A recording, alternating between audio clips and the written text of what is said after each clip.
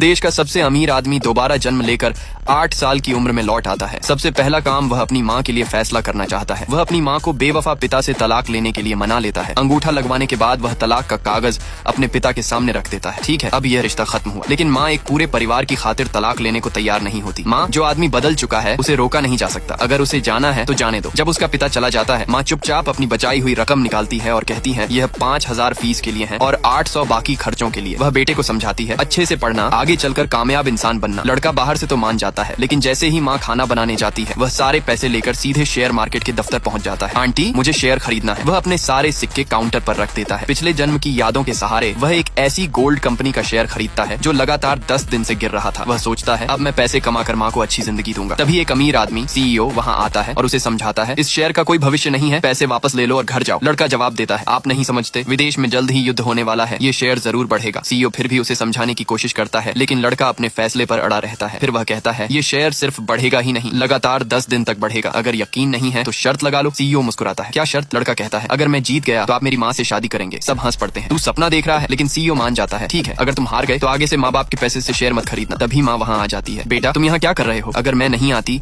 तो तुम घर के सारे पैसे बर्बाद कर देते। पैसे कहाँ हैं? लड़का कहता है सब इस कार्ड में है। माँ गुस्से में, ये तुम्हारी पढ़ाई के पैसे थे। लड़का शांत होकर कहता है चिंता मत करो माँ, ये पैसे बर्बाद नहीं होंगे। शायद हम एक रात में अमीर बन जाएं, गाड़ी घर सब खरीद लें और आप भी एक अमीर घर में शादी कर लो। पास खड़ा एक आदमी मजाक उड़ाता है देखो इसे, छोटी उम्र में बड़े बड़े सपने। लड़का गुस्से में चुप रहो। वह आदमी फिर ताना मारता है तुम लोगों की औकात ही क्या है? लड़का जवाब देता है लोग हंसेंगे जरूर, लेकिन हम पर नहीं, तुम पर। माँ कहती है बस करो बेटा। आदमी हंसते हुए एक बच्चा शेयर मार्केट समझेगा? लड़का कहता है माँ मुझे फोन दो। फोन लेकर कुछ करता है देखो इतना मुश्किल भी नहीं है। अंत में गाने के कुछ शब्द बजते हैं। ओके, मास्टरमाइंड चालू करो, बीट शुरू करो। और आगे क्या होगा? क्या लड़के की भविष्यवाणी सच होगी? क्या उसकी माँ की किस्मत बदल जाएगी? ये सब जानने के लिए वीडियो को लाइक करें, चैनल को। क्या मुश्किल है, बस ऐसे ही होता है। अरे छोटे, तुम्हें सच में लगता है कि पैसे डालते ही तुम शेयर मार्केट में सफल हो जाओगे? जरा ध्यान से देखो, जो शेयर तुमने चुना है वो लगातार गिर रहा है। अगर ऐसा ही चलता रहा तो तुम्हारा सारा पैसा डूब जाएगा। इतनी छोटी उम्र में तुम गलत रास्ते पर जा रहे हो। मैं तुम्हें सलाह देता हूँ अभी इसे छोड़ दो, वरना ये तुम्हें बर्बाद कर देगा। नहीं, मैं हार नहीं मानूंगा। अगर बच्चे से गलती हुई है तो जिम्मेदारी मेरी है। पैसे खत्म हो गए तो क्या, मैं फिर से कमा लूंगी, चाहे मुझे कुछ भी करना पड़े। मैं अपने बच्चे को सबसे अच्छी शिक्षा दिलाऊंगी। वाह, अभी भी जिद कर रही हो? कुछ दिनों में तुम्हारे पास कुछ भी नहीं बचेगा, फिर तुम ही लोगों से मदद मांगती फिरोगी। और तब मेरे पास मत आना। कुछ दिनों की जरूरत नहीं, सिर्फ 3 मिनट में ये शेयर ऊपर जाएगा और तब मांगने वाला तुम होगे। अगर ऐसा है तो चलो एक शर्त लगाते हैं। क्या शर्त? अगर 3 मिनट में ये शेयर नहीं बढ़ा